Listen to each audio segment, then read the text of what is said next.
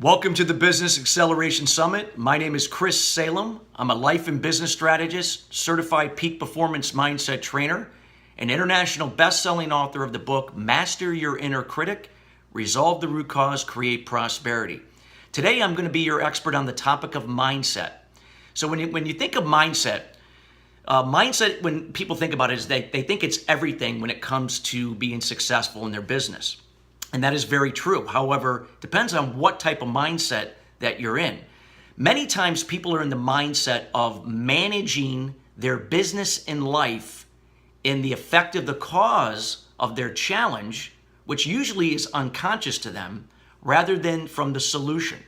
So today we're going to talk about how to be mindful and how to adopt the right type of mindset to operate a business that you desire to take to the level that you're capable of. And for any reason that if you are operating your business from the effect of the cause of the problem, we're going to show you how you can go about eliminating that so then you could operate from the solution. So there is a process that we're going to cover today. So let's start off with what mindfulness is. I want you to say this to yourself a few times. 3 separate words: mindfulness. Mindfulness. It's a powerful word. And when you think about full, that's going to be the really key word here, because the opposite of full is less. So when you think of mindfulness, the opposite of that is mindlessness. So when we're mindlessness, what's happening is that we're operating simultaneously in the past, in the future. And we live in a society and a business world where everything is high-paced. You know, it's very fast, things are moving, there's a lot of things going on, social media, emails, phone calls. There's a lot of distractions. And we get caught up being in autopilot. That's what happens when we're mindlessness. We are in autopilot. There was a study that showed that 47% of the time we are operating our business and our personal lives on autopilot, which means that many things that are around us we are oblivious to. And that's where opportunity exists. Opportunity exists everywhere you go. But when you're operating from mindfulness, you're clear. You can see these opportunities before you. And you're able to make great, more rational decisions, quick decisions that will get you where you want to be. So how does one go about becoming mindful? So the key thing here is you need to have a purpose. You need to be in the moment. So that's really important about your purpose, is being in the moment. When you learn how to be in the moment, what happens is you're now not in the past, you're not in the future. When you're in the past, that's where stress and anxiety reside. And that distracts you. That doesn't allow you to see clear what's in front of you and what's on the right and left side of you, or even behind you. When you're in the future, that's where anxiety lives, because now we're projecting something that hasn't happened that creates that anxiety. And what is a byproduct of anxiety? It's the big P word. It's called procrastination. So most of us operate simultaneously in the past, in the future, from mindlessness, and we're not able to see the big picture. We're not able to reach our true capacity because we're on autopilot. We just don't see the opportunity around us. We can't make rational decisions or decisions that will best serve us and the people that we're trying to serve. So the key is to learn how to be in the moment from mindfulness. So in order to be in the moment, we want to look at a form of meditation.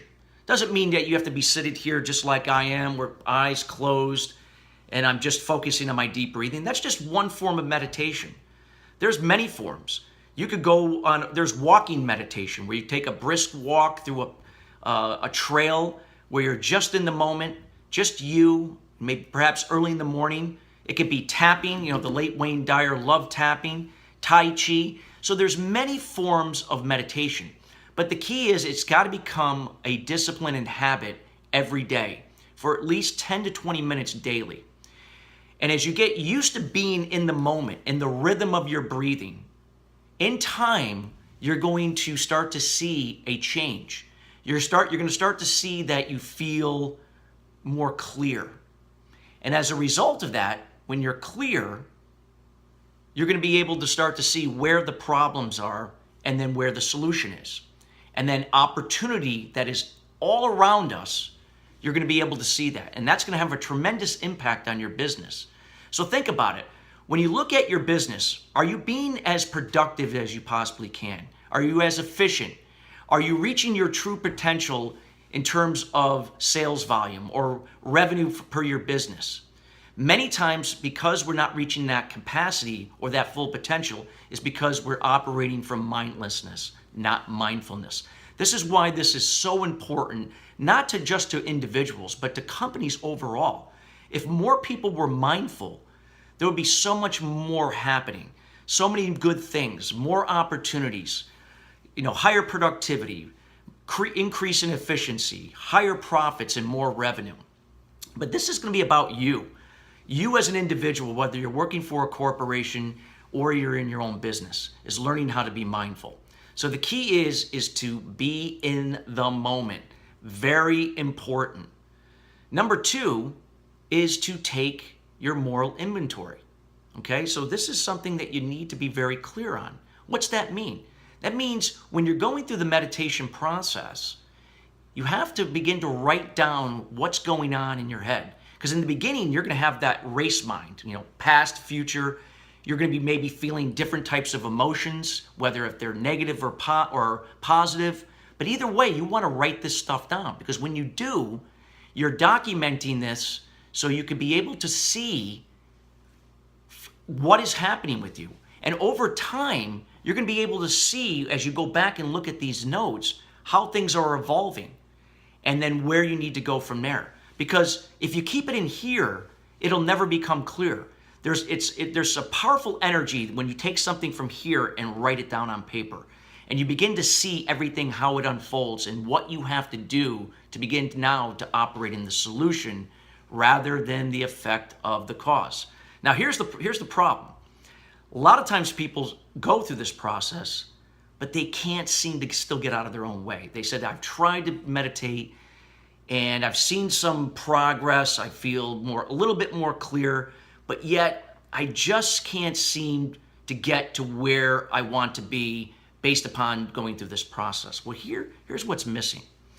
What's missing again is you're still operating from the cause of the effect of the problem rather than from the solution. So in order to operate from the solution, what do we have to do? We have to solve the problem, right? So in order to solve the problem, this problem can go very deep. This could go back to your childhood. And it can be something very subtle. It doesn't have to be something that was traumatic. It could be something very subtle that goes back to childhood, often tied back to a parent or parents or some authoritative figure in your life at that time. So think about, again, when you're writing down your moral inventory, what type of emotion kind of plays out each and every day that kind of shows itself more on a regular basis than the others. Is that anger? Is that shame? Is that guilt? Is that jealousy, envy, or any combination thereof? Because it doesn't matter what negative emotion it is. If it's just even one, we want to be able to tie that back to what causes are triggering those emotions. And there could be several causes. However, those causes are tied back to one main cause. That is the root cause.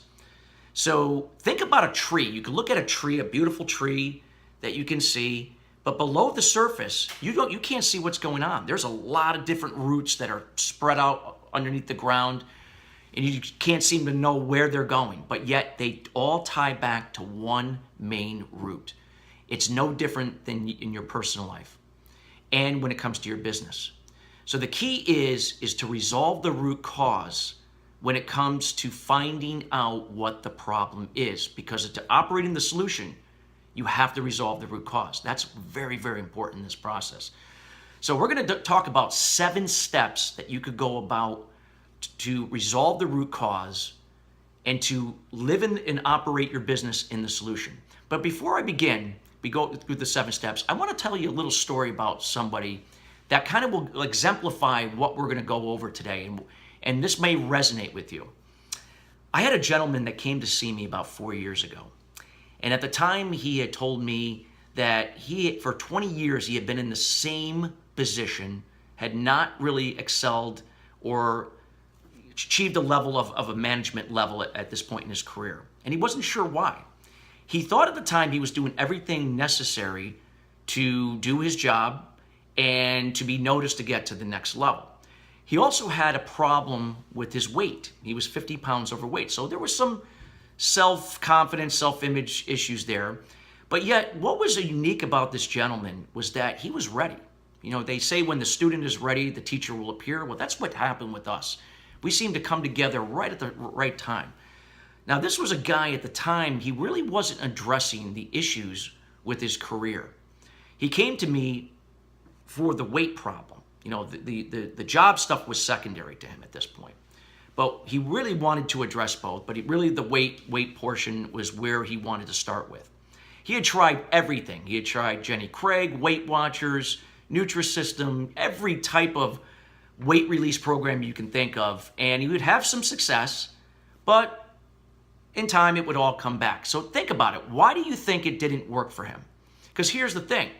Those types of programs, while they're good, and they can be a component to the solution, he was looking at those products and services as the solution to solve his problem. And the thing is, there's no such thing. The only solution to one's problem, to operate in the solution, comes from inside of you. You are the solution. The problem and solution reside in you. So this is something you should be taking notes on right now. That's something really important. Again, the problem, what can be going on in your business and personal life, starts with you, and the solution starts with you. Now, any of these other things that you add to it are components that can help, but they are not going to solve your problem in itself. Only you can do that. So he understood at some point that this was going to be his last avenue, so to speak, to explore, to reset his mindset to go forward. So he did recognize that mindset was the most important thing to work on before he would implement a proper nutrition program, then an exercise program, then we would talk about his issues in his job and career. So we had him go through this process where he began to, learn about meditation. He began to take his moral inventory, and he was committed to the process, and he went through this process for 2 months. Now, during that time, he was saying, I'm not sure I'm really feeling anything. I just can't seem, I have no major problems. I had a wonderful childhood, a loving mom and dad, sister and brother. We did everything together. I can't really see what could be the problem that could be the root cause you're saying to me that could be causing me to feel a certain way, why I'm overweight and why I can't seem to excel in my job. But I said, it's there. We're going to get there. So he came to me one time as he was going through the meditation and taking the moral inventory. And out of nowhere, I remember him telling me this. He says, I remember when when I was at the dinner table with my mother, and she said, you need to finish your plate because kids in Africa are starving. And then he went on to ramble on about something else. And I told him, stop right there. I said, there's your root cause. And he looked at me, he's like, what, because my mom told me to finish my plate because kids in Africa were starving? I said, no, it's not that statement in itself, but on some level that could be a cause. But the real true root cause here is your mother. Now, you told me your mother was wonderful and she did all these great things for you. I wanted to ask you a question, and this is where the pivot took place. I said, was your mother slightly dominant? And he thought about it for about 10 to 15 seconds. And then it was like he was like a deer in the headlights. It was like a light bulb went off in his head. And he said, well, now that I think about it, she was slightly dominant. She made all the decisions in our household. My dad seemed to go along with everything she said. She paid the bills. She took care of the house. She took care of all us kids. And I began to find out a lot of things that, this woman took care of her son. I mean, she was tying this kid's shoes up until he was 14. So think about it. He had all these potential skills that were inside of him, but it was never able to really come out because he had everything done for him. He was enabled his whole life. Not in a bad way. The mom thought she was doing good for her son, looking out for him, had his best interests, but in reality, what it was doing was stagnating his development with his skills. He wasn't able to see his true strengths. And what this did was that he was not eating one plate or two plates, but 3 plates to satisfy his mother, to make her happy, not even realizing what he was doing. That's why he was overweight. And think about his job. See, we haven't even gotten to his job at this point, but I already knew where this was going. The reason why he wasn't able to excel and be noticed in his job is because he was never able to bring out those skills and strengths that he always had, but was never able to display them or even to see for himself, because he had everything done for him. He did the bare minimum just to get by, but in his mind, he was thinking he was doing something, but he wasn't. This is why he was bypassed for these opportunities. So think about it. Is there something in your life, in your business right now, that you're not where you want to be? Ask yourself why. And you may not know the reason why. You might think that I just can't seem, I try everything and things just don't seem to come about. But we're going to talk about that right now. But just to know that there's always a root cause, and it happens to everybody. But in order to operate in the right mindset, you need to resolve the root cause to the problem, to adopt healthier, more productive habits, behaviors, and disciplines to operate in the solution. And by doing that, you will see change and you will see results in time. So let's go over the 7 steps. So again, we talked about number 1, resolve the root cause. That is number 1. And that should be stressed here that you have to do these steps in logical order. You can't skip, go to step 4, then to step 1 and back. They have to be done in sequence in order to see the true outcome that you desire to have success in your business and in your company, depending upon what your situation is, from the right mindset. So, again, when it comes to resolving the root cause, it comes through a two-step process within step 1. That is to start meditating. Choose a format that works for you, to be in the moment. And when you're in the moment, you need on a daily basis to start recording, writing down, which is even more powerful than recording it on your phone or typing in your phone. Write it down the old-fashioned way. There's a lot of power in that. And begin to write down how you feel. And whatever comes to your mind, don't analyze it, don't overthink it. Just write down what comes to mind. It could be anything. Okay? It doesn't matter even if it doesn't even make sense. Write it down. And as you go through that process in time, again, we don't know how long it's going to take for you because it can vary for different people. But when you begin to write things down and begin to be in the moment, you're going to start seeing the problem come to life. You may have to re-experience it again, but that's okay. Now, you're now aware there's a problem. That's going to be important. You're aware. Next, once we identify what the problem is, okay, the causes that lead to the root cause, you need to accept that root cause.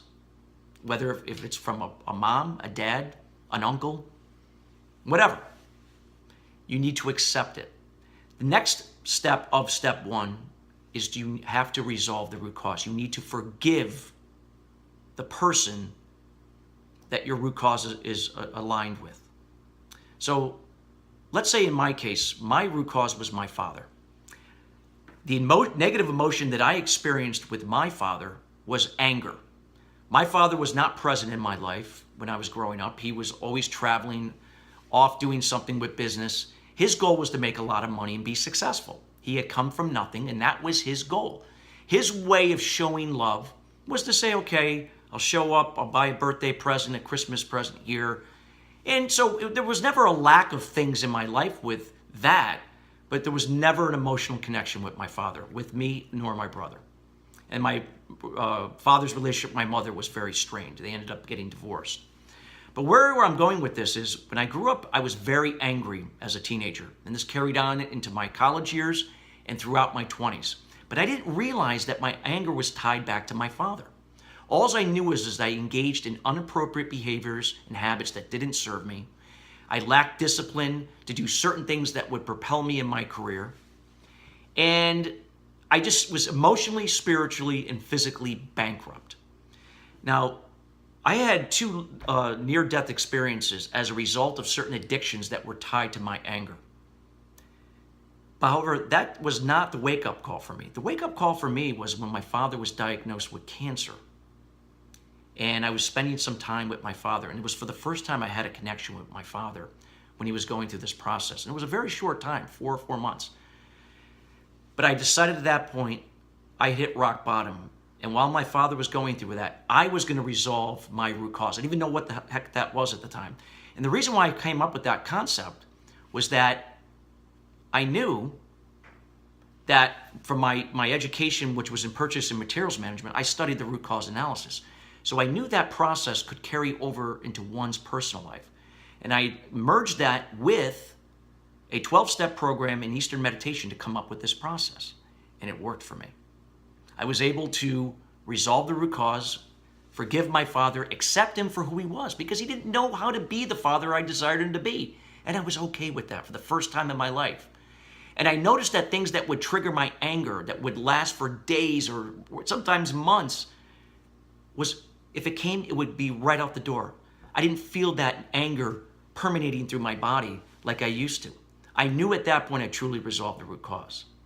And once I went through that process, it was now time to go to step 2. And that was to embrace change. And when you look at embracing change, this means looking at that I have to, in order to grow to where I want to be in my business and my personal life, I have to look at stepping out of my comfort zone. So again, embracing change means that you're committed to taking action and knowing that it's going to be a process of your thoughts, your words, and your actions that are going to lead you to the right mindset to be where you want to be. So that leads you into step 3, stepping into your fear or stepping out of your comfort zone. So what you can do in that process is that's a difficult thing for a lot of people. But try to think about that growth is not possible unless you step out of your comfort zone. So at this point, maybe look at what one thing can you do daily that will feel uncomfortable. Maybe you'll be fearful of it, but just do it, and then do it one each and every day that's going to take you to where you want to go.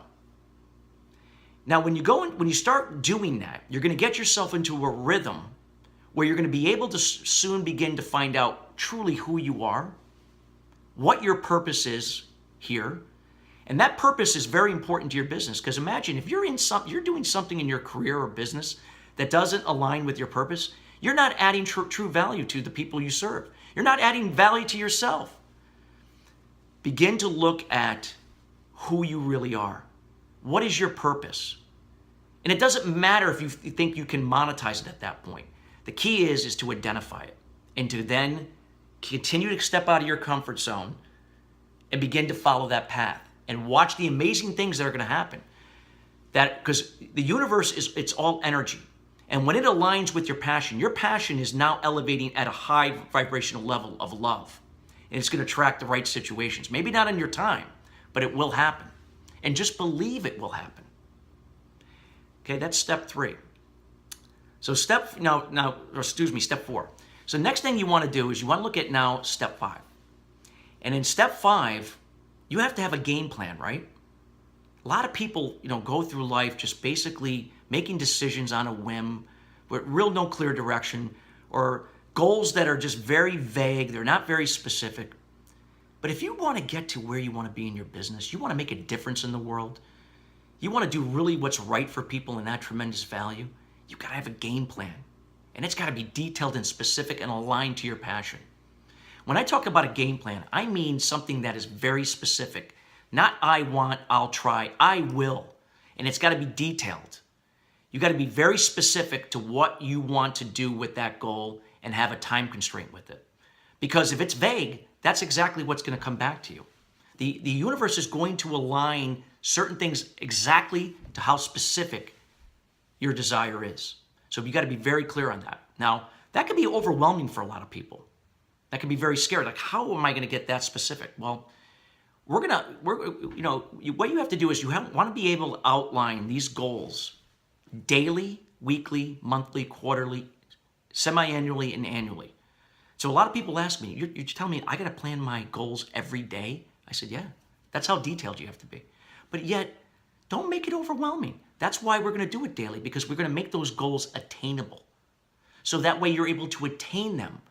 And as you step out of your comfort zone and you do another attainable goal after another attainable goal, they all roll up. So think about when you put money in a IRA. It compounds, right? It grows over time. This is what you're doing here. Each attainable goal rolls up daily, weekly, monthly, quarterly, semi-annually, and annually, to the point where if you had your goal at 2 or 3 years, you're going to be where you want to be. But you got to be specific. And a lot of times people think that a life goal and a business goal are separate. Not true. They work simultaneously. Your life and business goal should be tied to your passion. And they have to be as one. That is the mistake that I see a lot of business entrepreneurs, business leaders make. They have their life and business goals separate and they're too vague. Get clear and specific. Use the SMART goal system. If you're familiar with that, that could be a whole thing I can talk about, but we don't have enough time here today. But spend time learning about the SMART goal system, because that will really help you here in this process. Now, finally, we're going to move on to the 6th step, and that is investing in yourself. So investing in yourself means that you have to look at yourself as your greatest investment. A lot of times people put a lot of money into material things and things that don't serve them, whether in their business or your personal life. You are your greatest investment. Your business depends upon what you put into yourself. Your business can never be what it's capable of without investing in yourself. Do not be afraid to spend money on the right types of resources that are going to develop your skills, your strengths, your habits, and behaviors. So begin to look at what sources that can serve you and invest continuously over time. It will pay back far more than what you put into it over time, because what you become in the process is what's really most important. And this is an area, again, that I see a lot of people make the mistake of not investing in themselves. They're looking for something for free. You don't have skin in the game, nothing is going to progress. You got to remember, when you go through this process, it is for the rest of your life. You can never become complacent. Okay? So if you're going to be mindful or mindfulness, you have to operate in the solution. This is the process that you need to go to. Now, what's going to keep this all together? Step 7, which is the most important, because this step applies to every other step that we just talked about, from the beginning to the end of your life. And that's being accountable. Most of us are not accountable. We may think we're accountable. Maybe we check in with somebody maybe once every couple of months. But when it comes to accountability, it has to be daily. Daily. If you're going to be successful and make a difference in this world with your business and your personal life and become everything that you desired, you have to be accountable. And there's many accountability sources out there. Groups, individuals, coaches. But find an accountability partner, an accountability group. Because without that accountability, you're not going to be able to see where you were and where you're going. You're not going to be able to see what's possible into the future. That accountability is going to keep you on track. And even if you fall off the wagon, it's okay. Nobody's here to judge you. You're going to hop right back on, and you're going to go forward where you need to be. So remember, if you're a salesperson, a business leader, an entrepreneur, accountability is so important. And just know that this is something that is not short-term. Again, it's for the rest of your life. And it will serve you in everything that you do, whether if it's with your business, your personal life, your wellness. It's all tied together. Now, I could talk about a whole other leg of that. If we had another 30 minutes, we could talk about how wellness plays into mindfulness. And that's also a very important thing, but we're not going to have a lot of time here for that. But let me tell you, there are going to be certain things with wellness that you need to look at. And that's not just physical wellness. That's also your emotional, spiritual, and financial wellness as well. And there's other pillars that we could talk about that go along with this. So what I'd like to tell you folks listening today on this summit, that having the right mindset is everything. And when you operate from the right mindset, from mindfulness, and being mindful to everything around you, there are so many possibilities. You can reach your true capability. You're going to have the right mindset coming from clarity, being in the solution to be everything that you desire. And I wish you all success. Have a great day.